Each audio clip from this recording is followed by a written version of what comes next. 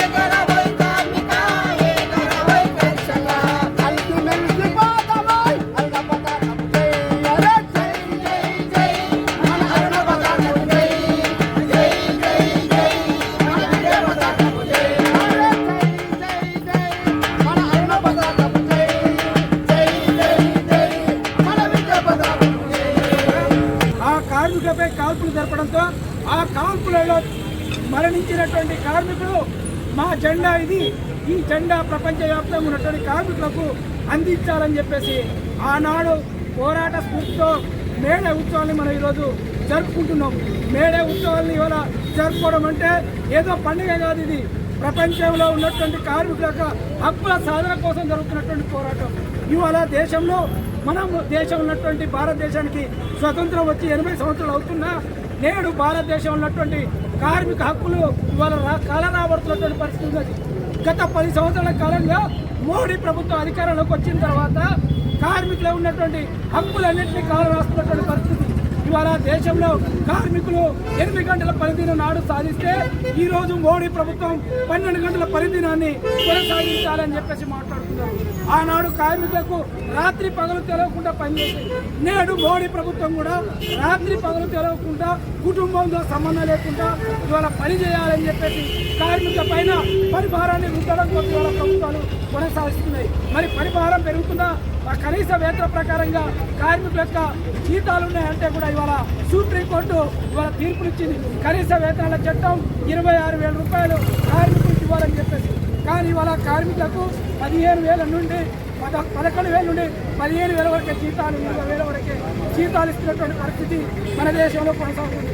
అందుకోసం ఈ 4 లేబర్ కోడ్లకు వ్యతిరేకంగా ఇవాళ కార్మిక వ్యతిరేక విధానాలు అనుసరిస్తున్న ప్రభుత్వానికి వ్యతిరేకంగా ఉద్యమించాలని చెప్పేసి, అదేవిధంగా రాష్ట్రంలో ఉన్నటువంటి రేవంత్ రెడ్డి ప్రభుత్వం కూడా కార్మిక చట్టాలను హక్కులను కాలరాస్తున్నటువంటి ఈ చట్టాలను అమలు చేయకుండా అసెంబ్లీలో తీర్మానం చేయాలని చెప్పేసి కూడా కార్మిక సంఘాల సమైక్య IFTU పెద్ద ఎత్తున ఉద్యమాలు కొనసాగిస్తున్నాయి.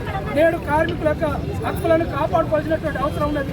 కార్మిక వ్యతిరేక విధానాన్ని అవలంబిస్తున్నటువంటి పాలక వర్గాలకు బుద్ధి చెప్పాలని చెప్పేసి ఈ మేడే కార్యక్రమాలు కార్మికుల హక్కుల కోసం ఉద్యమాలు తప్ప ఉద్యోగాల కోసం జరిగేటువంటి ఉద్యమాలు కాదని గ్రహించాలని చెప్పేసి కోరుకుంటూ కార్మికుల సమస్యల పరిష్కారం అంతవరకు నిరంతరం జరుగుతున్నటువంటి ప్రజా పోరాటాల్లో కార్మిక పోరాటాల్లో అందరం భాగస్వాములు కావాలని చెప్పేసి తెలియజేస్తూ అవకాశం ఇచ్చిన మీ అందరికీ కూడా ఎక్కువ ధన్యవాదాలు తెలియజేస్తూ